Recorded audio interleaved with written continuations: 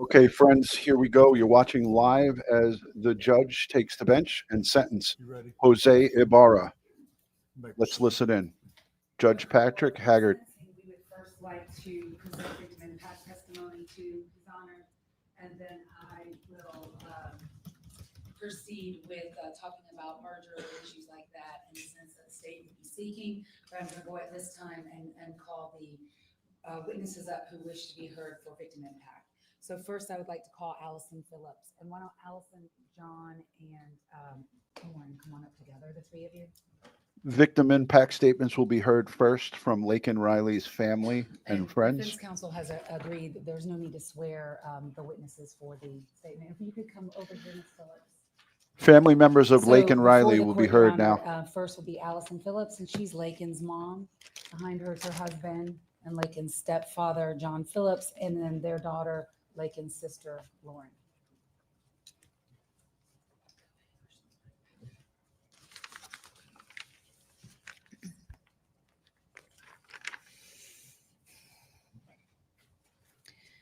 Your Honor, on February 22nd of 2024, our family and friends were given a life sentence without a chance of parole. Jose Ibarra took no pity on my scared, panicked, and struggling child. There is no end to the pain, suffering, and loss that we have experienced or will continue to endure. On that horrific day,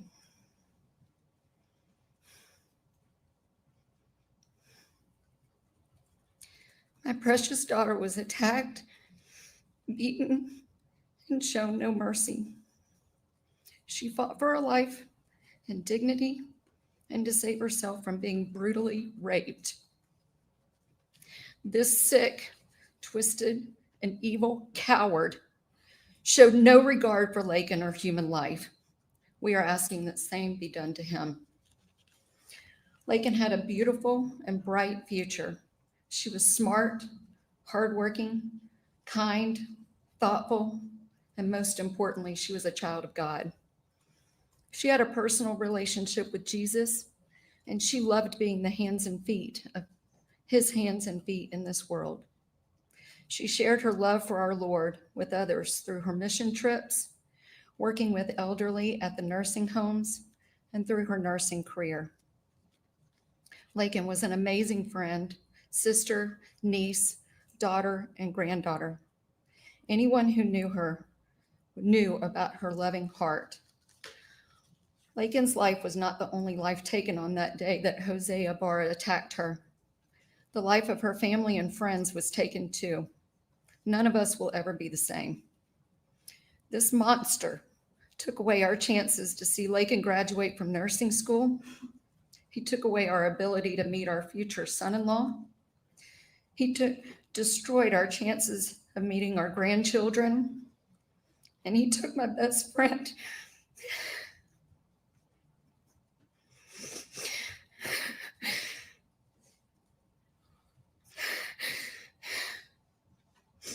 He ripped away every beautiful memory we will ever be able to make with her again. This horrific individual robbed us all of our hopes and dreams for Laken.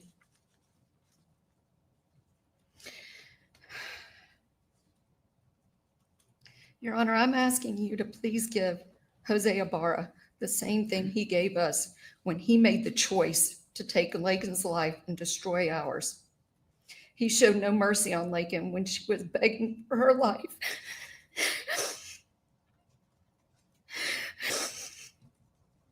There's no end to the pain and suffering that he inflicted on our family and our friends. I'm asking you to please give this monster life without any chance of parole so that he never gets the chance to hurt anyone else ever again.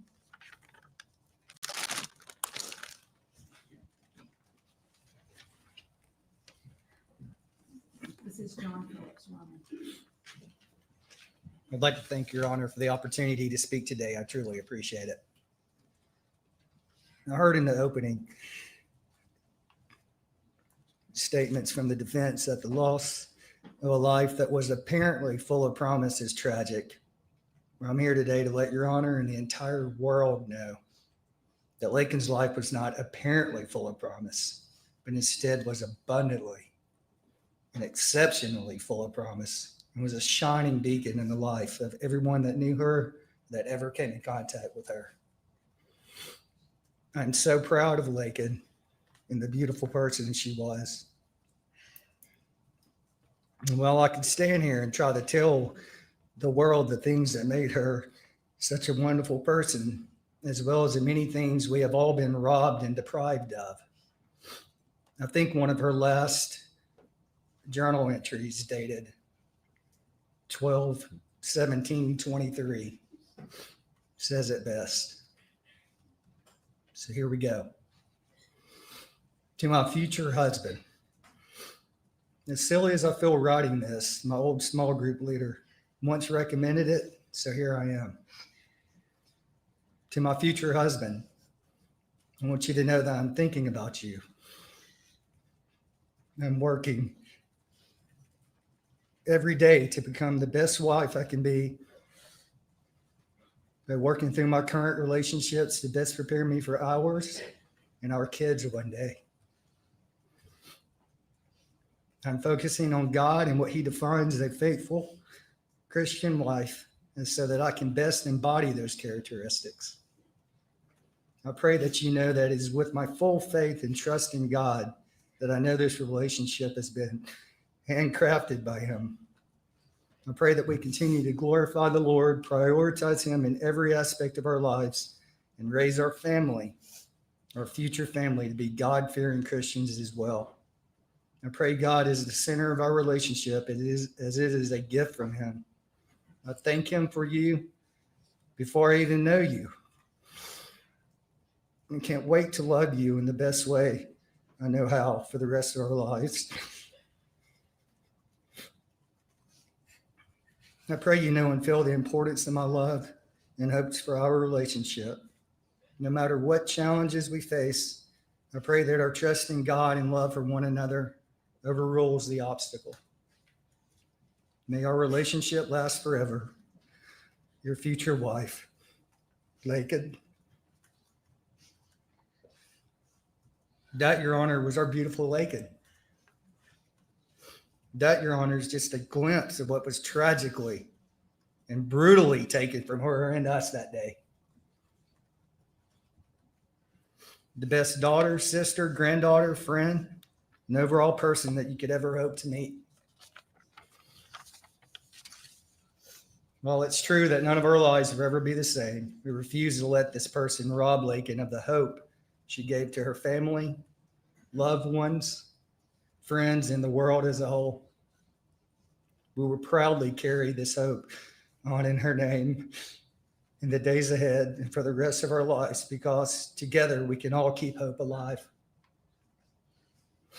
So today, I plead with this court to protect the world from this truly evil person by sentencing him to prison for life without the possibility of parole for any reason, so that he can never have the opportunity to do this to anyone else ever again. Thank you, Your Honor. Next, Your Honor, is Lauren Phillips. Your Honor, I wish I could truly put into words how much the tragedy that occurred on February 22nd, 2024 has affected me, but I don't think I'll ever be able to do so. With that being said, I'm going to attempt with the best of my ability to do that for you today. My name is Lauren Phillips, and I had the amazing privilege of living with Laken Riley as my older sister. Laken was and will forever be my most favorite person. She was my biggest role model, and I looked up to her in every way. She brought the joy that I needed into my life and never failed to make me laugh.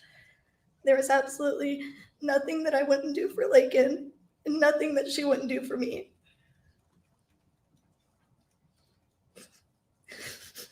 Laken was my biggest protector, and I always had this sense of comfort and safety in her presence. We've been inseparable ever since the moment I was born, and I've been lost ever since she was senselessly stripped from our lives by Jose Antonio Ibarra. I now have this hole in my heart and in my life that I know will never be filled.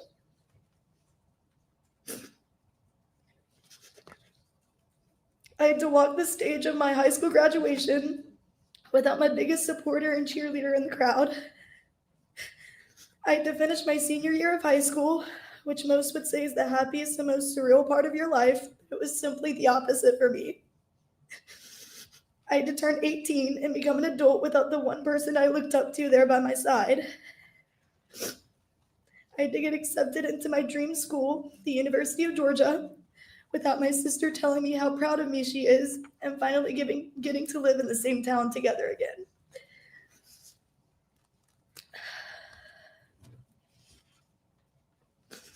I now have the burden of dealing with the fact that my best friend and sister will never come home again. She'll never send me another daily good morning text, funny TikTok, or silly Snapchat. The true sense of joy I felt when she would randomly surprise me will never happen again. I will never get to hear her infectious laugh or see her light of a smile ever again. I now get to explain to people when they ask me if I have a sibling that I no longer have one, and not just because she passed away, but because she got brutally attacked and murdered. I cannot walk around my own college campus because I'm terrified of people like Jose Ibarra.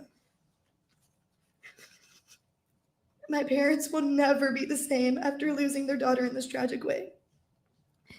Seeing their heartbreak is excruciating. We were once a happy family of 4, and now there is an evident hole where her presence is forever felt. We're a broken family of 3, struggling to find out how to live this life through the silence and emptiness that her absence has left behind. The joy that she brought to our home has been completely replaced with grief, and we are just left holding the pieces of a life that will never feel whole again. She will not get to be at my wedding and next to me as my maid of honor. I get to deal with explaining to my future children what happened to their Aunt Laken and why they won't ever be able to get to feel her love or be spoiled by her. All of these experiences were and will be stripped of me against my will, and I now live in a constant state of fear, anger, and sadness. I think about how my sister saw exactly what was coming and had no way of preventing it. I think about how scared she must have been and how that man is the only one to truly witness that scene. I'm not sure why he did this to my Laken, and I know I will never understand. I've waited for him to have a reason, but as the details of this case have unfolded, I realize I'll never get any peace or closure. What Jose Ibarra did to my sister is almost unbearable to listen to.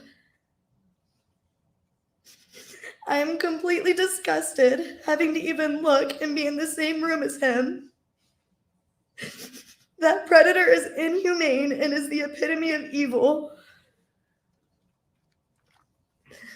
I have no doubt in my mind that the monster sitting in this room with us today is the same monster that encountered my precious sister on February 22nd, 2024, where he proceeded to attack, assault, beat, murder, and attempt to rape her.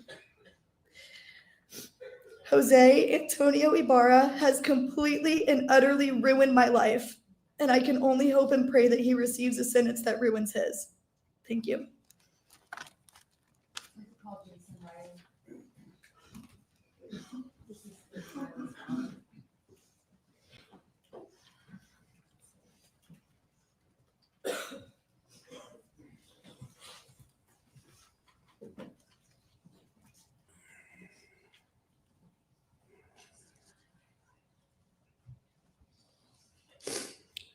Your Honor, I stand here today as a grieving father whose heart was shattered in ways I never thought possible.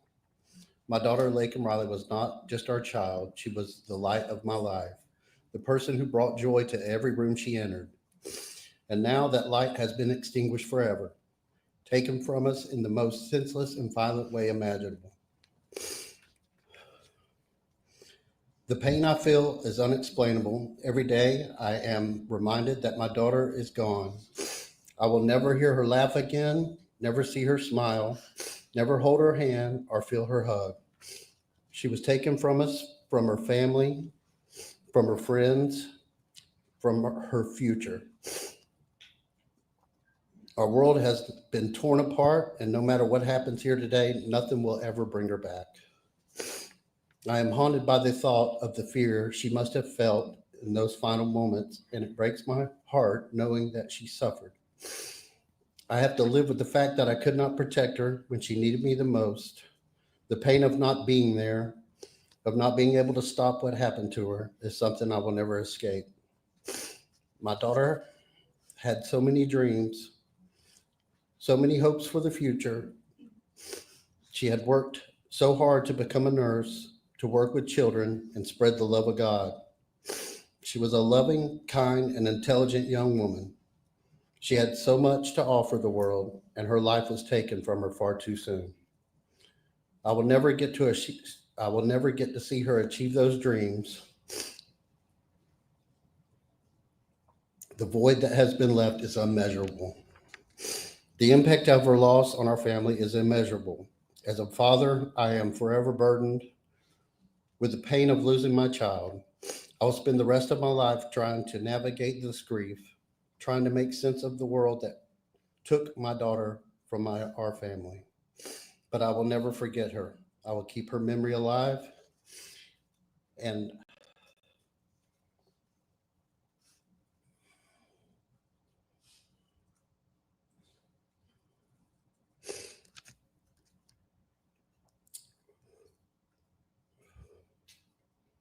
I hope justice is served for her, not only because I'm her father, but because she deserves it. I ask that you consider this life that was taken, the pain that has been caused, and the lasting effects of this tragedy on everyone who loved our amazing daughter, Laken Hope Riley. Thank you. Lily Steiner, Sophia Magana, Connolly Hook.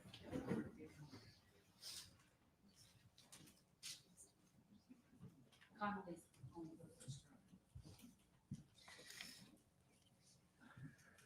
row. Good afternoon. As I stated in my testimony, my name is Connolly Huth. Laken Riley was my roommate for 2 years, my devoted and loyal running partner for 2 years, and my best friend forever.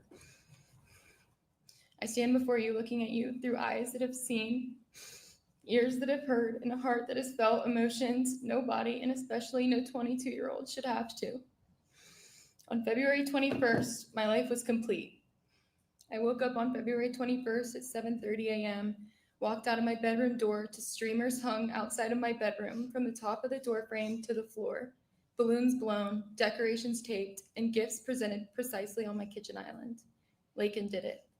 It was my 22nd birthday.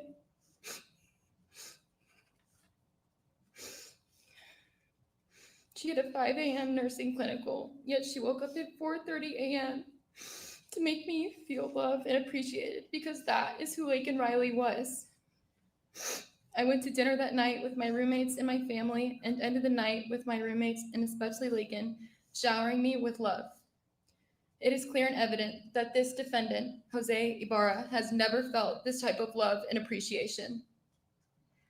I've been impacted by this brutal cowardice and preventable tragedy in every way, shape, and form. I no longer have a best friend that I relay every thought or worry to.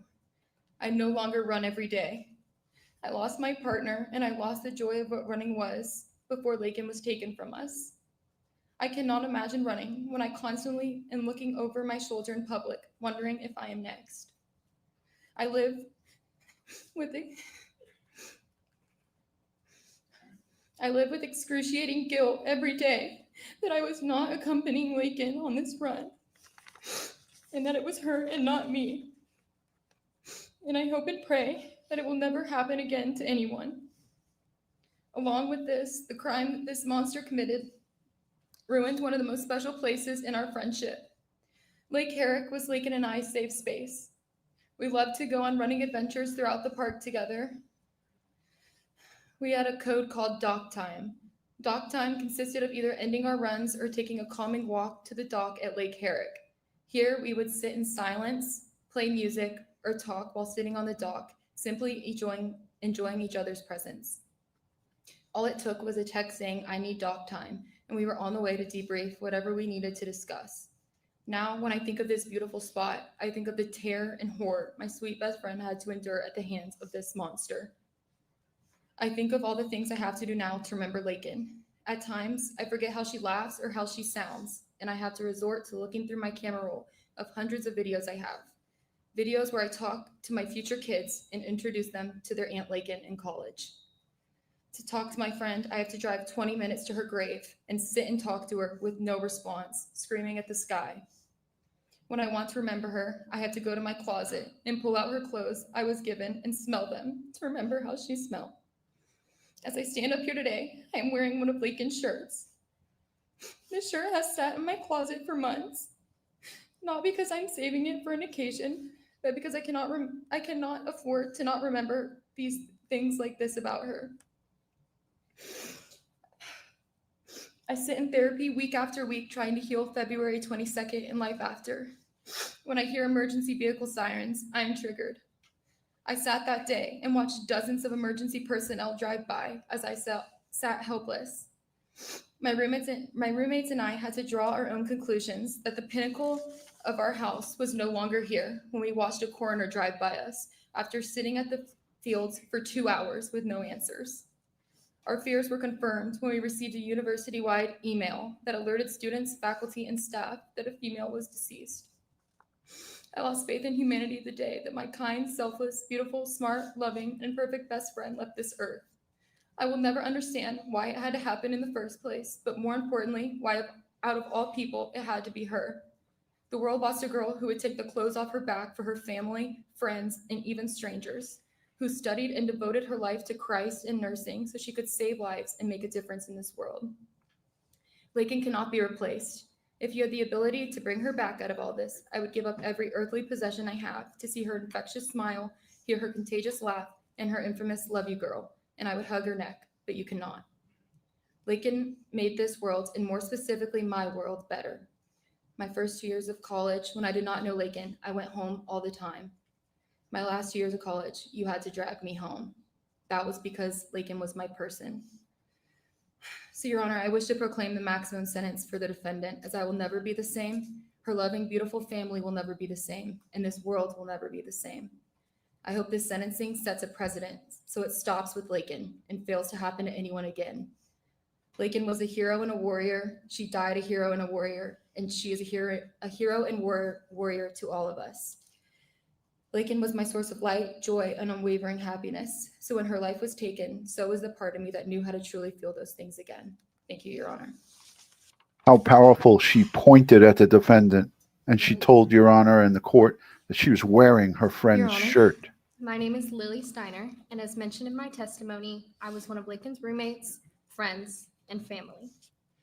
On the day of February 22nd, 2024, Laken Riley was taken by Jose Ibarra from her family, her roommates, her friends, her sorority sisters, her classmates, her future children, her future husband, and her future patients.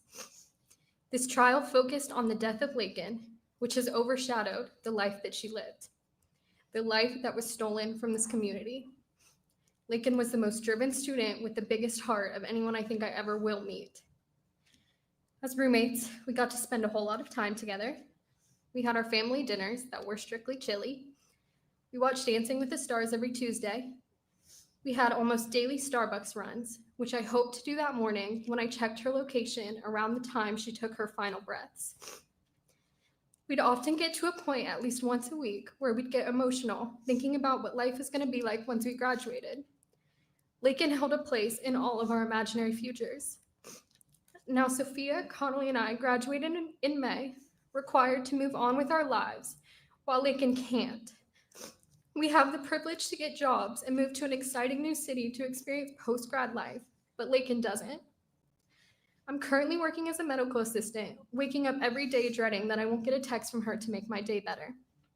I'm striving to work in the medical field, but I know I could never be half the healthcare worker that Laken would have been and that the world was deprived of.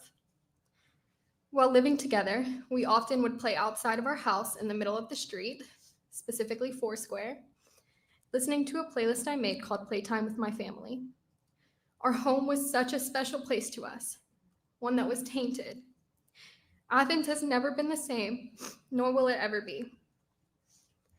Shortly after Laken's death, I had to come back to UGA to finish my classes without Laken and without the safe space that we built together, and it was awful. Every time I wanted to go somewhere, I had to drive by the apartments that provided a roof over his head while he got to rip away ours.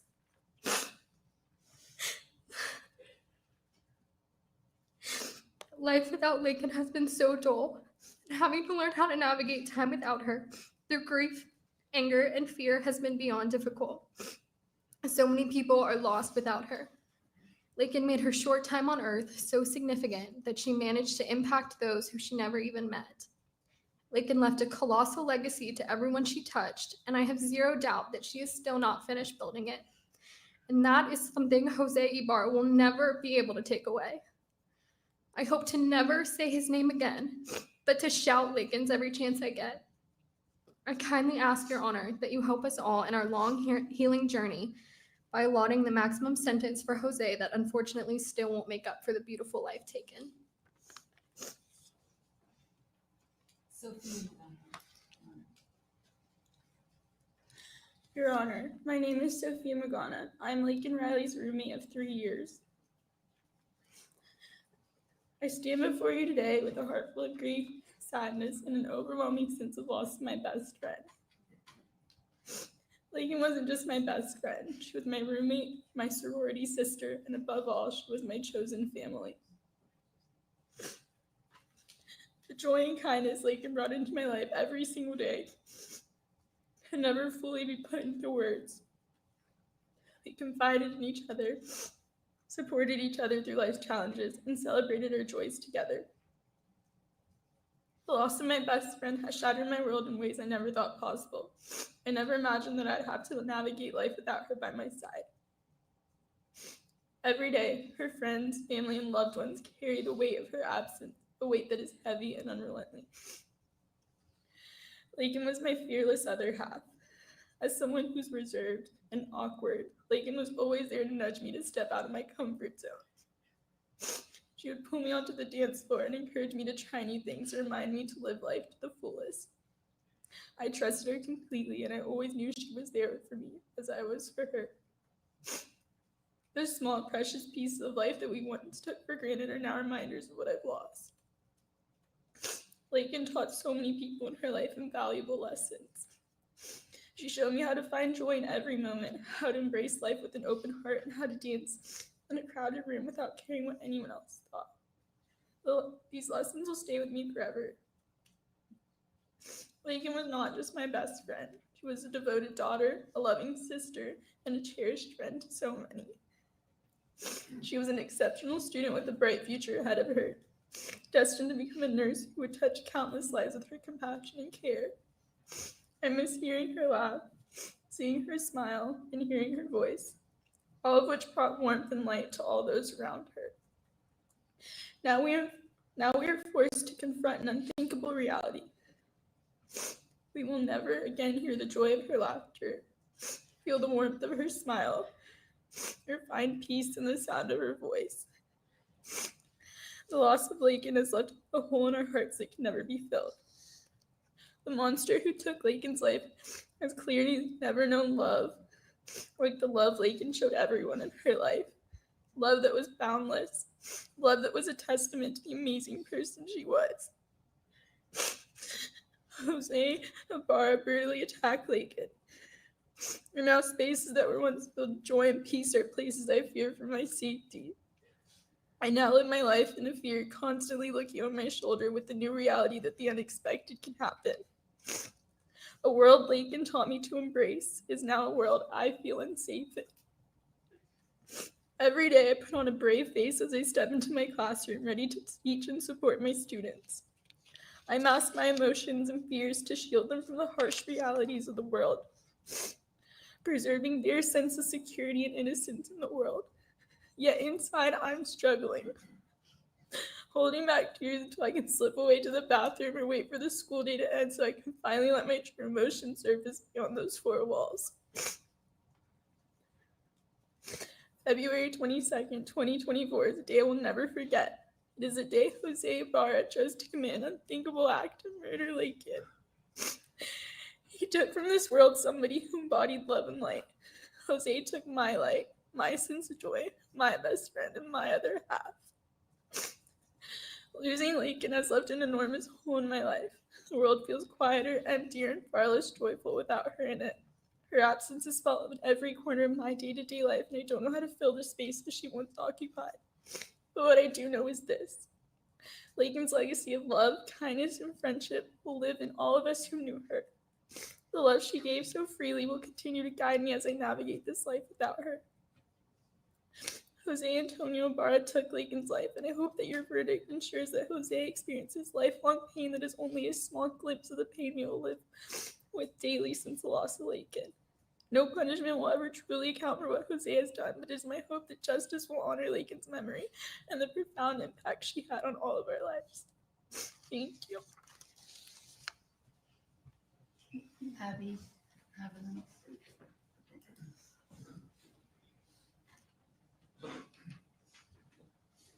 This is Abby Haviland.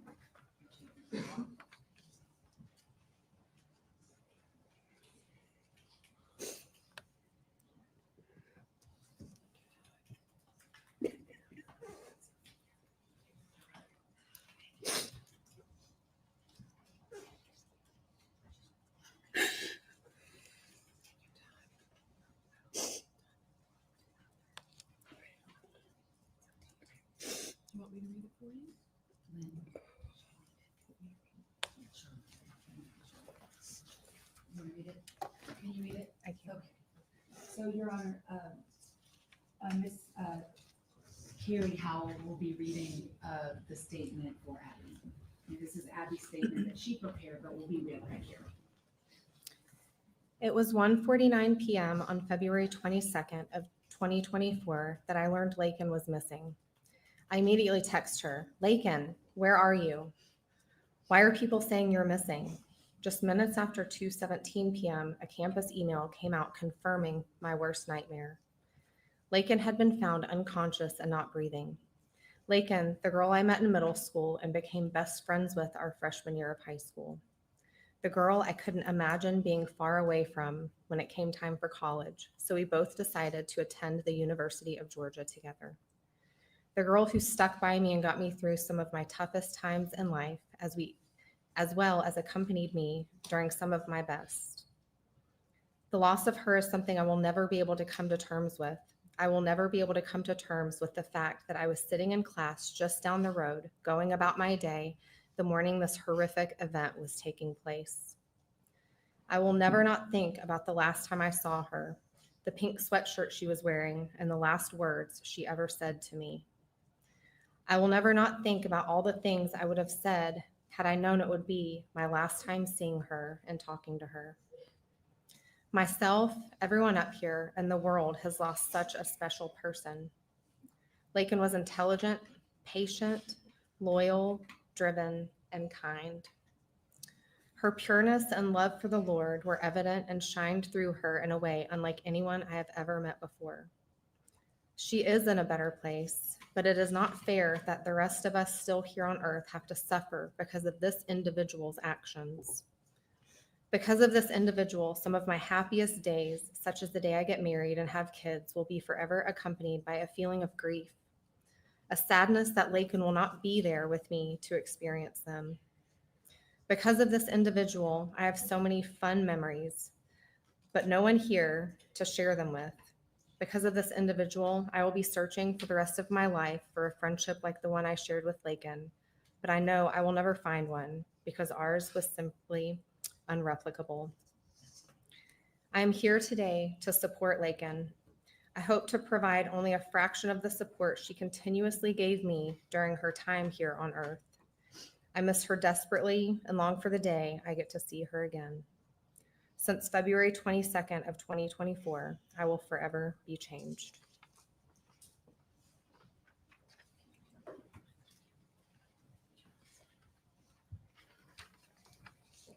Sophia Plum. Palavino. P-A-L-O-M-I-N.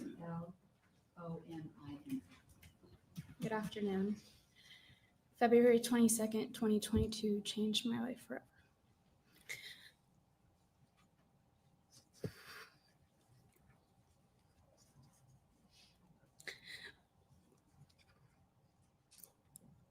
Not being in Athens that day will forever haunt me. Finding out through an email will forever haunt me. And seeing this posted all over social media will forever haunt me. Laken Riley was my best friend, the person I told everything to, and the person I trusted with anything. The pain of the last 9 months has been indescribable. If you would have asked me a year ago where I thought I'd be and what I would do in 2024, I'd tell you I'd be finishing up my second to last semester of college with Laken as my roommate as she finishes nursing school. I'd tell you we spent St. Patrick's Day together in Savannah, and I'd tell you we went on that trip we planned to New York. I'd tell you she finally got me into running, and she would train me for the Av Half this year. I'd tell you many things and many of our plans, but instead I get to tell you how different my year was. I get to tell you that I can't do anything by myself anymore, even in broad daylight. I get to tell you that a town I used to love being in just fills me with dread. That everywhere I go just reminds me of places we used to hang out and go on walks to. I tell you that I can't go past our old house and haven't been able to return to the IM field since. I tell you the weight of emptiness I feel when I still go to text her sometimes. This is now something I have to live with for the rest of my life, knowing her life was taken too soon and things I was looking forward to will never happen. Being at each other's weddings, graduating together, and seeing each other's start our careers. This wasn't just a life that was taken, it was a future stolen. It's difficult living with knowing that nothing and nobody will fill the hole that's been left in our absence. I will never get to experience her famous belly laugh again, her comforting presence, or her cheering me on as we go through life. So many what ifs play in my head over and over. If just one more thing maybe would have changed her path that day. But instead, my reality is that she is not here. And that because of what this animal did, we have sat here all week hearing every fraction of evidence and reliving the worst days of our life on repeat. I know nothing will bring her back, even though I so badly wish it would. But justice would bring comfort to us all. No one who can take away such a light and sweet soul deserves to walk free ever again. The death of my best friend has changed my life forever. Carrie Howell. Hi, Your Honor. I've started this over and over and over.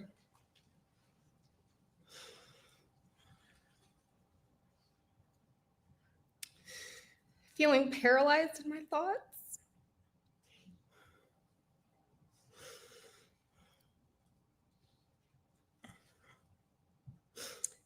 With overwhelming emotions, not knowing which direction to go, because there's so much that can be said today.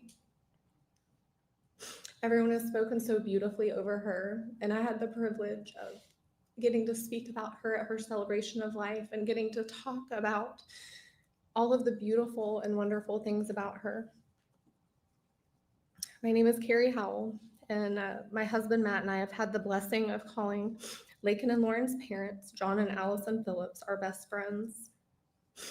John and Matt met in college, where they were roommates and fraternity brothers, and they formed a bond as friends that grew into a true brotherhood. This brotherhood between them extended to connect our families together in the same exact way.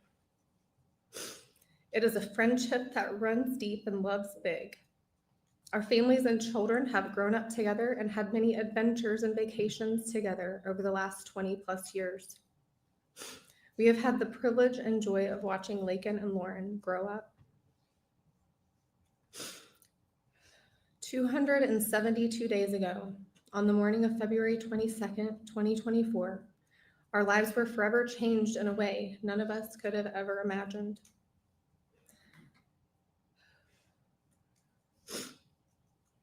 The moment I got the call from my husband that Laken had not returned home from her morning run, that no one could get her on the phone and she was missing, I knew in my heart something horrific had happened to her. I had the worst feeling that she was no longer with us, but I prayed and prayed and prayed as I frantically got ready to make the drive to Athens to be with my friends. I was begging the Lord for her to still be alive, and as terrible as this would be, that she had just been kidnapped and would be found physically unharmed and alive, or that she would be able to escape to safety, and praying she wasn't being trafficked. The woman with the blonde hair next to him is I was interpreting. literally praying for her to not be kidnapped. Like, that sounds so crazy. But that just at the time seemed better than the alternative. I've never prayed for anyone to be kidnapped. I get the calls on my phone, and in fact, I pray for those people to be found and unharmed. Can you imagine your pleading prayers with the Lord being for someone you adore and love to just be kidnapped? That option gave me hope in that moment that she would be brought back to her family alive. I was desperate for my friends.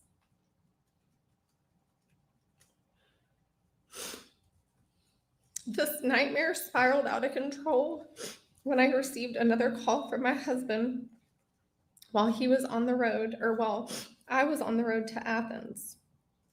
John had called my husband, and he said to my husband, "She's with Jesus, brother." That will never leave my memory.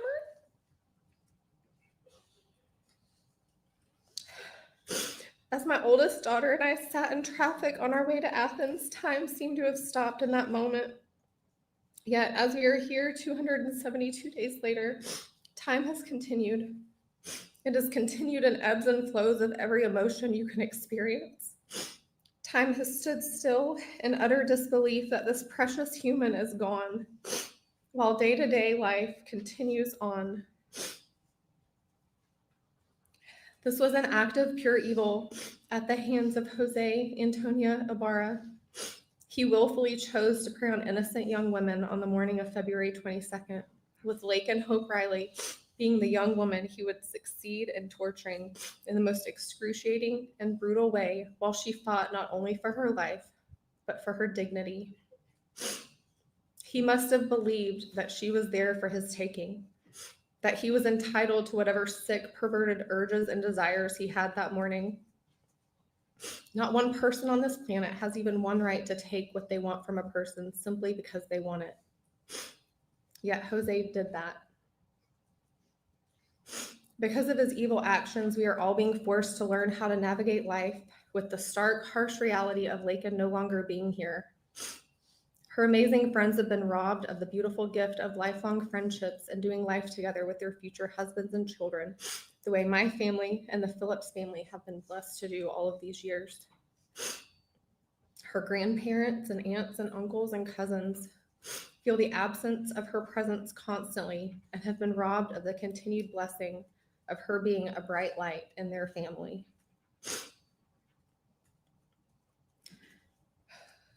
My family and I have journeyed alongside our dear friends as they attempt to navigate and learn how to live a new normal without their oldest daughter. I've gotten to know my best friend's face in a new way, the way I would give back if I could make returns on the most devastating circumstances life can hold. I look at her and I know when a situation is too much. I know when a comment is too much. I know when to be silent and when she needs encouragement. This year is showing on all of our faces, like the harshness of cold winter days, that there seems to be no end in sight. But we will keep fighting because we refuse to allow Jose Antonio Ibarra to take anything else from us, and we serve a good and mighty God.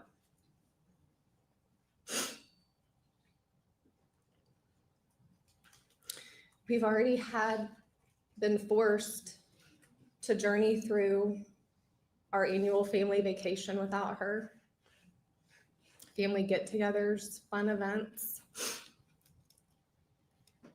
And the absence of her presence is so deafening. I mean, sure, we still laugh and we're still living. We're still here. So we have to keep living, and we're going to honor her with everything that we have. And we're just going to keep trusting in the Lord to help our dear friends and sweet Lauren with all of the things that they're now not going to experience with their daughter. No parent should have to say goodbye to their daughter in this manner. The loss of a child is devastating no matter what the circumstances are. But when it's something like this where evil intentionally goes out to harm somebody, there's no words for it. And so today I stand before you with her friends and family, and we ask you, Your Honor, to bring earthly justice for our precious Laken and for all of us who love her so very much.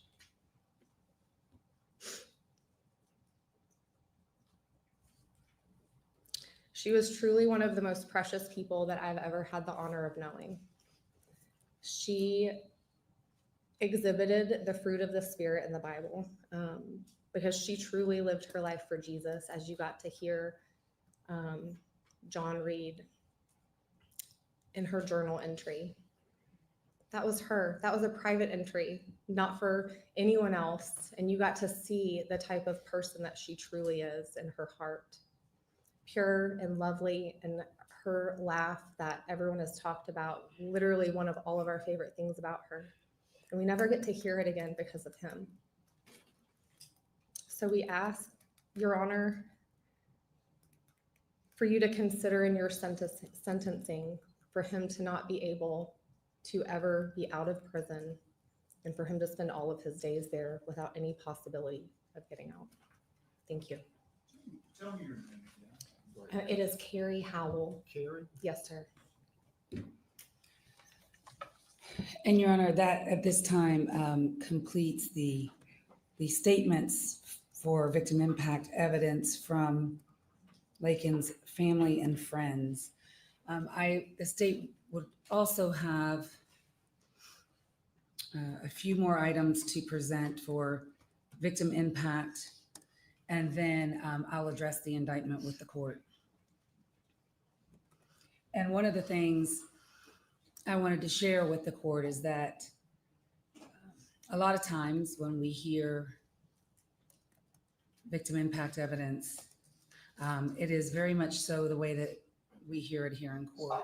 Hold on, I'm going to pause this for you. But what we have in this case is something that I ran across in my review of the evidence in this case, which is really 1 minute of when or where this court will be able to get the true impact of what the murder of Laken Riley did to her family and the impact of his actions on her family. Because what the investigators did in this case is, as you know, they were all wearing body cam videos, and there's hundreds of hours of it in here.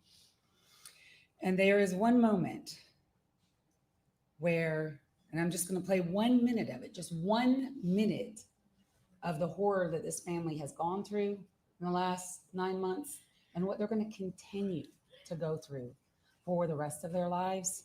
And it is the moment that they learned that their daughter was dead. And in this video clip that I'm showing, which I've marked as states 333, at the top right corner, it's at 1950, you'll see a black truck.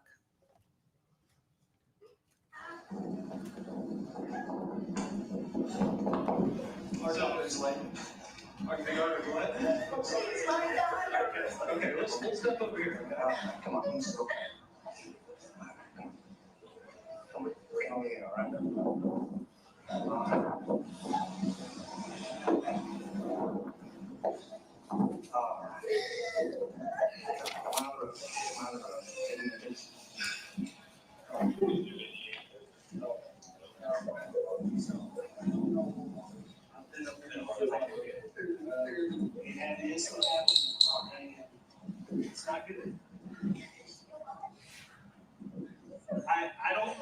want to tell you yes or no because I don't have names. I don't know who anybody is.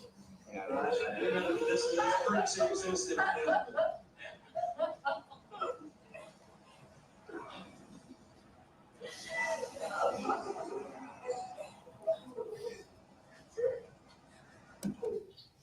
That's what they endured. And that's how it was on that day when they came here to look for their daughter. And what it took away, you heard from her friends and family, and some of the things that you even heard in the trial. You got a little peek, just a little peek, about the personality of Laken Riley. For example, in Lily's 911 call, one of the things she says is, Laken never misses class. Never misses class. That's the kind of person she was. And in our review of all the evidence in this case, some of the things we had to look at were the social media presence of everyone, and there was a lot of digital evidence in this case. And the review of the digital evidence, I want to share with you just some of it, which has been marked State's Exhibit 336, is that Laken was a very joyful and quite silly, playful person. And a lot of that is viewed in her social media.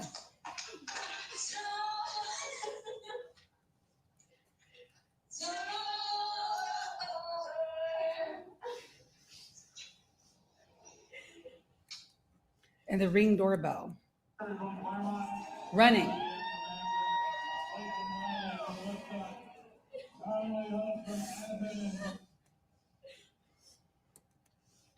Same race.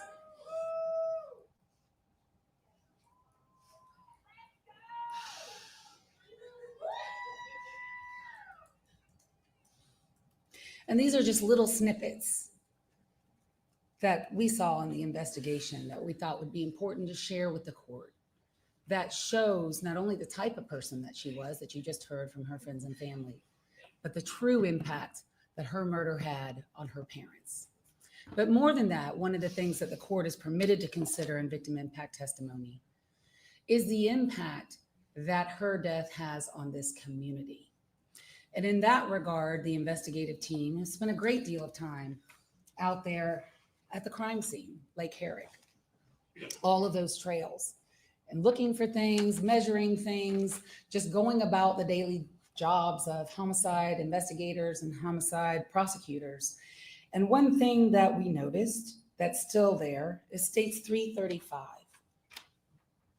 It's a mural, a memorial to Laken Riley that is still up there to this day,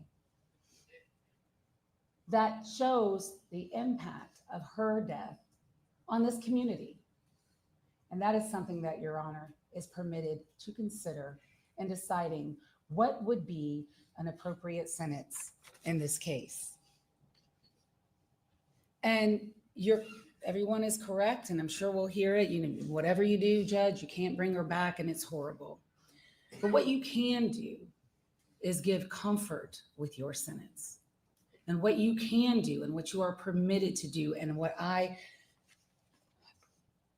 urge this court to do, and what the law permits this court to do, is to exercise your discretion and your judgment in a way that brings comfort to this community, and in a way that a sentence which appropriately reflects the harm that was done in this case.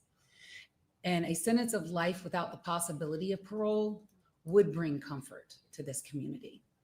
And no matter what your sentence is today, and it will be litigated from here to 40 years from now, there is at least one person in this courtroom who will inherit it. And that is Lauren Phillips. That is Laken's younger sister. And she should never, first of all, she's growing up without her sister. She's going to have to deal with elderly parents alone. Her children won't have an aunt. She is an only child. And she should not have to worry 30 years from now, 40 years from now, if he comes up for parole, should he might get out. She should never have to worry about that. And your sentence can ensure that she will not have to worry about that. And so in looking at the indictment in this case, count 1, the offense of malice murder, which this defendant has been found guilty of, in this particular case carries a maximum sentence of life imprisonment without the possibility of parole. It carries a minimum sentence of life imprisonment with the possibility of parole. The state is requesting that you sentence this defendant to life imprisonment without the possibility of parole, not only due to the victim impact testimony, but also because if you read the indictment, which you have obviously, and you're familiar with the facts of the case because you've heard the case, there are several statutory aggravators in this case that separates this case from a regular murder case. And yes, there is malice murder, and all malice murder is bad. I'm not saying there's a malice murder that isn't bad, but there are some malice murders which are more aggravated than others, and this is one of them. Kidnapping with bodily injury, which is the felony murder in count 2, which by the way would be vacated as a matter of law, but not the kidnapping itself, which is count 5. But kidnapping with bodily injury is an aggravating statutory factor under our sentencing scheme in the state of Georgia. It makes malice murder worse than regular murder. And for that reason alone, you should sentence this defendant to life without the possibility of parole. Aggravated battery, which is also in this indictment and which is also the facts, and it's also something he's been convicted of, is also a statutory aggravator under our statutory scheme, which makes this murder different and worse than a regular malice murder. So there are aggravating circumstances, which you have already heard, which I will not repeat to you, but that are not only recognized by the facts, but are recognized by our statutory sentencing scheme. So going down the rest of the indictment, felony murder count 2 is vacated as a matter of law. Felony murder count 3 would be vacated as a matter of law. Felony murder count 4 would be vacated as a matter of law. On count 5, kidnapping with bodily injury, the state is asking you to sentence this defendant to a sentence of life imprisonment with the possibility of parole, which is the maximum for that count. And we are going to ask that you run that consecutive to count 1, a sentence of life imprisonment without the possibility of parole for the malice murder. Count 6 is aggravated assault with intent to rape. It does not merge. In fact, it is a separate crime under these circumstances. The penalty for that is 1 to 20 years in prison. The state would be asking you to sentence this defendant to 20 years to serve in prison. Count 7 of the indictment, the aggravated battery, would merge as a matter of law into count 1. So we would not request a sentence on that count. Count 8, obstruction or hindering a person making an emergency telephone call, is a misdemeanor. The maximum penalty for that is 12 months to serve in the county jail. We ask that you sentence him to that and run it consecutive to any other sentence that you impose in this case. Count 9, tampering with evidence, the way that it is actually alleged in the indictment, and factually it is a misdemeanor. So the maximum for that is 12 months to serve in the county jail. We ask that you sentence him to that and run it consecutive to any other sentence that you impose in this case. And finally, count 10 of the indictment, peeping Tom, is a felony which carries a penalty between 1 to 5 years in prison. We ask that you sentence him to 5 years to serve in prison to run consecutive to count 1. So to sum it up, the sentence would be on count 1, life imprisonment without the possibility of parole. Count 5, life imprisonment with the possibility of parole to run consecutive to count 1. Count 6, 20 years to serve to run consecutive. Count 7 will merge. Count 8, 12 months to serve to run consecutive. Count 9, 12 months to serve to run consecutive. And count 10, 5 years to serve to run consecutive. And that is the sentence that the state is requesting.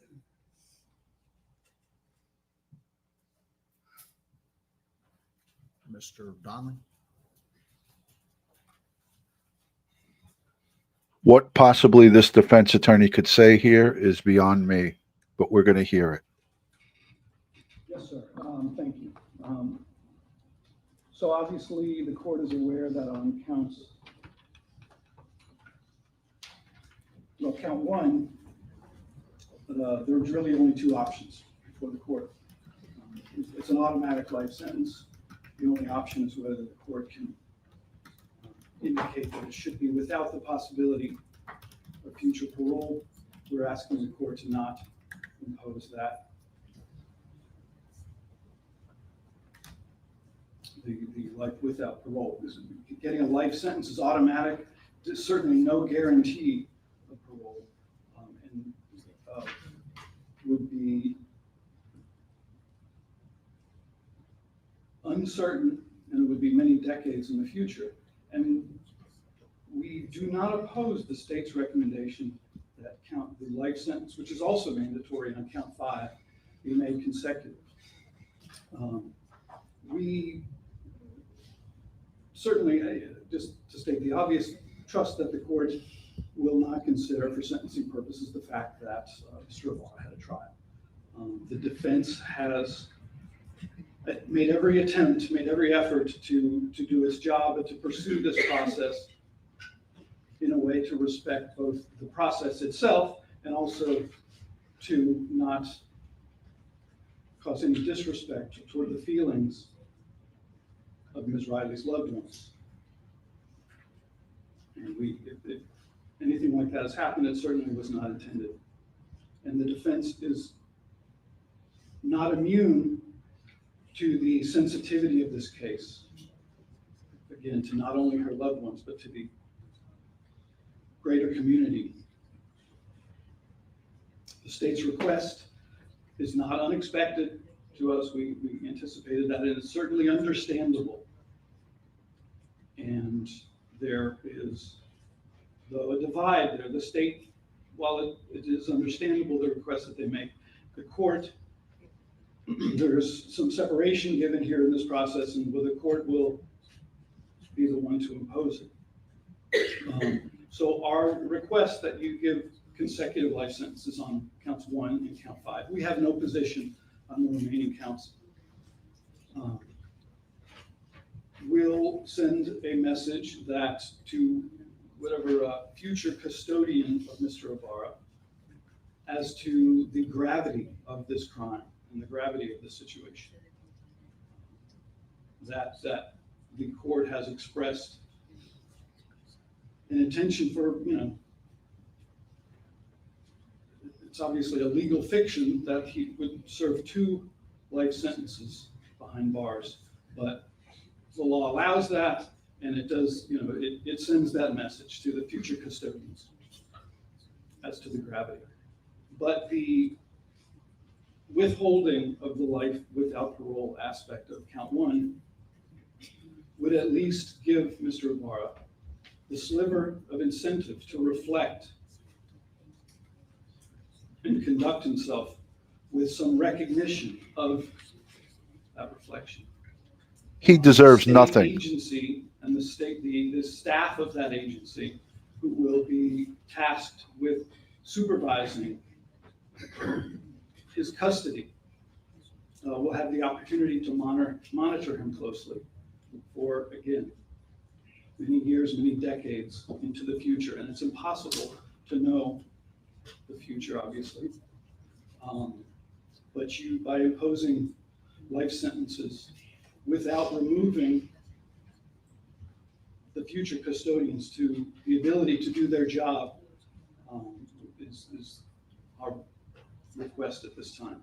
And we also would point out that given his status with, there is an immigration hold, that were he ever in the future to be released, it would only to be deported.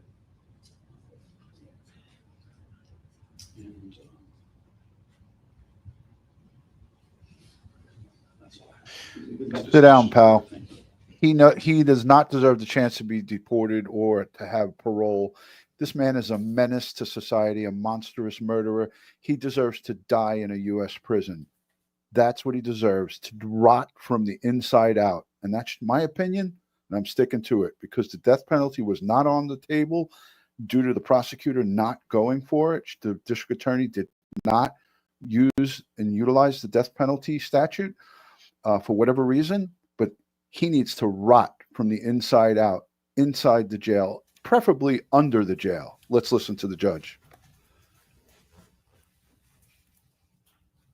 Before I announce the sentence, let me, I just have a couple of thoughts. One is,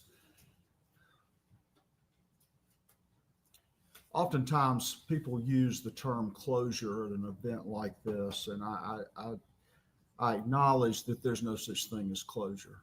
There will not be closure. This is just another stage or event in this tragedy, and that's the way I view that. People mean well by saying that, but it's I've heard it explained that when you have something like this that impacts one or many, you even have to make a conscious effort to breathe at sometimes. And that just comes on you at any particular, you just don't know what's going to bring it on you. And you realize that you do make it through the day, but you don't know how you did it.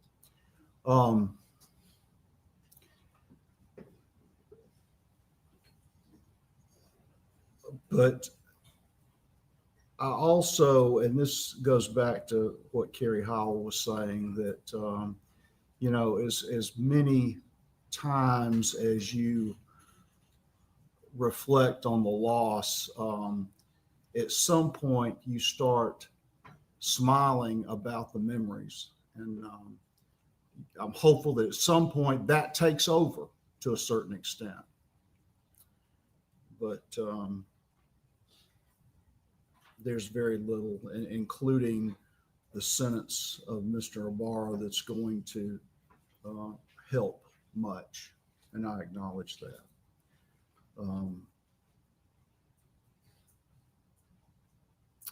With that, Mr. Ibarra, if you will please stand.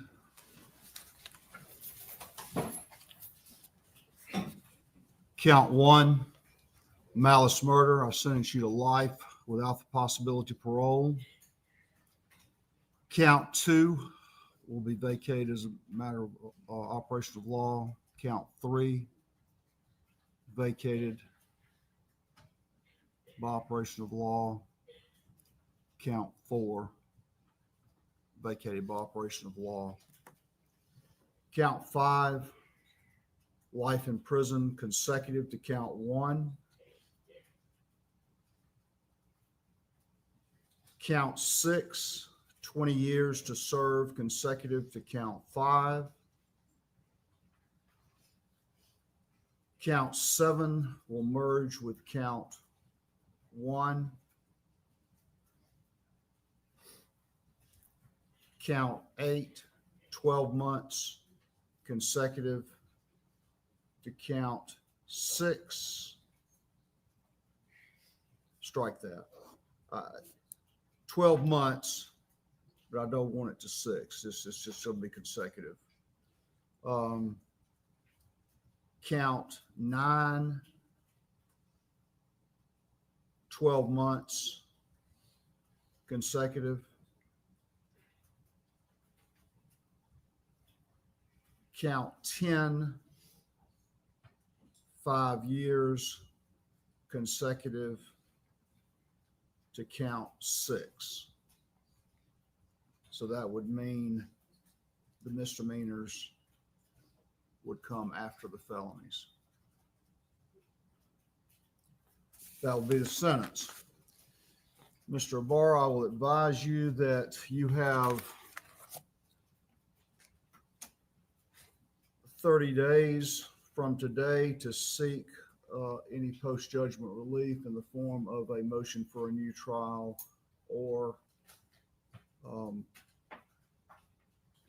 appealing this case directly. If you make a motion for a new trial and that is denied, you have 30 days from that date to file your first appeal, first level of appeal. Court will appoint a lawyer to represent you if you cannot afford one. I'll also advise you that you have 4 years from the date that your conviction becomes final in order to file a habeas corpus petition. Mr. Donnelly, can you tell me, are you all going to be involved in the next stage? That remains to be seen, but my understanding is that we will remain on, at the court's appointment until, unless relieved by conflict counsel. All right.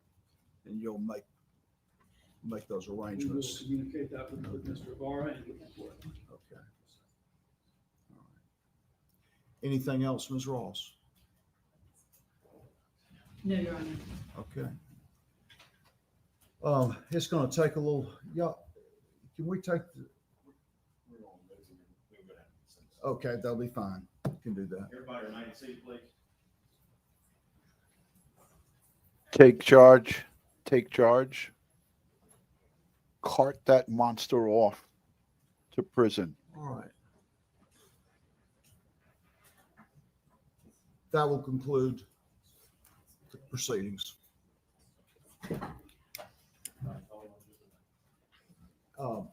Can I ask you something, Dan? Okay, friends.